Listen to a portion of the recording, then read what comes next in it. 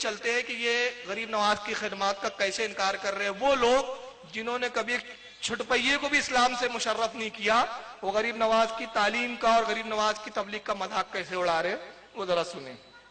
یہ توصیف الرحمان جا کے مسجد بن رہی تھی, بادشاہ نے اس کا تیل بند کر دیا, چراغوں میں پانی ڈالا, دن میں مزدور کام کرتے تھے, رات کو آگے مسجد بناتے تھے, وہ پانی سے چراغ چلنے لگ گئے. تو لوگوں نے کہا بادشاہ سلامت, اس موسلے کی تو مسجد پھر بھی بن رہی ہے. کہا اچھا, وہ فوجیں لے کر پہنچ گیا, فوجیں لے کر پہنچا, کہا اس کو ابھی گرفتار کرتے ہیں. خواجہ صاحب باہر نکلے تو سامنے والی فوج کی طرف گھور کے دیکھا, ابھی دیکھنا ہی تھا, ساری فوج کہہ رہی تھی لا الہ الا اللہ. دائیں طرف دیکھا, ادھر کی فوج نے کلمہ پڑھ لیا, ادھر دیکھا, ادھر کی فوج نے کلمہ پڑھ لیا, پیچھے مڑ کر دیکھا, اس نے کلمہ پڑھ لیا.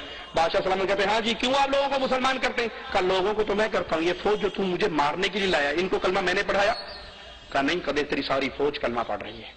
بادشاہ بڑا حیران, ایک نظر کرم جب بادشاہ پر ڈالی تو بادشاہ بھی وہی ہاتھی پہ بیٹھا بیٹھا لا الہ الا اللہ. سینکڑوں مسلمان کے, ہزاروں مسلمان, ہندوستان میں مسلمان ہی خواجہ نے کیے.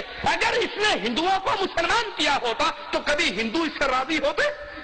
کہتے اس نے تو ہمارے خاندانوں کو موسلا بنا دیا, اس کے دشمن بنتے. یہ کیسا ہے جس پہ ہندو بھی راضی ہے, پنڈت بھی راضی ہے, سکھ بھی راضی ہے اور مسلمان بھی راضی ہے. اللہ کی قسم, یہ شرک کا منظر ہے, یہ شرک کا منظر ہے جو ہندو اپنے مندروں میں کرتے ہیں, وہی تم درباروں میں کرتے ہیں. ہندو سمجھتا ہے سیاسی جنگ ہے, اندر سے ہم دونوں بھائی ہیں, ہم کھڑے کو پوچھ رہے ہیں, یہ لمبے پڑے کو پوچھ رہا ہے. اتنا سا فرق ہے ان قبر پرستوں میں اور مورتی پرستوں میں. وہ کھڑے کا طواف کرتا ہے, یہ پڑے کا کرتا ہے. وہ اس کو سامنے بجن گاتا ہے, یہ اس کے سامنے قوالی گاتا ہے. توصیف الرحمان کے جملے سن لیے کہ اگر خواجہ نے اسلام پھیلایا ہوتا تو ہندو راضی ہوتے, دشمن بنتے. کہتے اس نے تو ہمارے خاندان والوں کو مسلمان بنا دیا. تو یہ کیسا ہے کہ اسلام پھیلانا, ہندو بھی راضی, پنڈت بھی راضی. میں کہتا ہوں یہی تو خاصیت ہے, یہی تو خاصیت ہے اولیاء کی. وہ کفر کے گھروندوں سے, کفر کے مرکزوں سے لوگوں کو نکال کر اسلام سے مشرف کرتے ہیں. جن کی قسمت میں اسلام ہوتا ہے وہ لے آتے ہیں, اور جن کی قسمت میں نہیں ہوتا وہ بزدن بھی نہیں ہوتے. یہی تو ان کی کرامت ہے.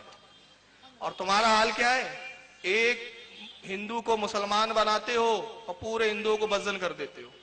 اور نوبت یہ ہوتی ہے کہ پھر دبئی بھاگنا پڑ جاتا ہے. اشارہ سمجھ گئے ہوں گے آپ, پھر دبئی بھاگنا پڑتا ہے. تو یہ تو غریب نواز کی کرامت ہے. تو اب یہ کہتے ہیں کہ صاحب خواجہ غریب نواز نے اگر اسلام پھیلایا ہوتا تو ہندو دشمن کیوں بنتے؟ تو ہندو اس لیے دشمن نہیں بنے جو اسلام نہیں لائے, تب بھی وہ غریب نواز کے دشمن اس لیے نہیں بنے کہ انہوں نے غریب نواز کے اخلاق کو دیکھا تھا. جن کے دل نرم تھے وہ اسلام کی طرف مائل ہو گئے, اور جن کے دل بہت زیادہ سخت تھے وہ اگرچہ اسلام کی طرف مائل نہیں ہوئے مگر غریب نواز سے وہ بزدن بھی نہ ہونے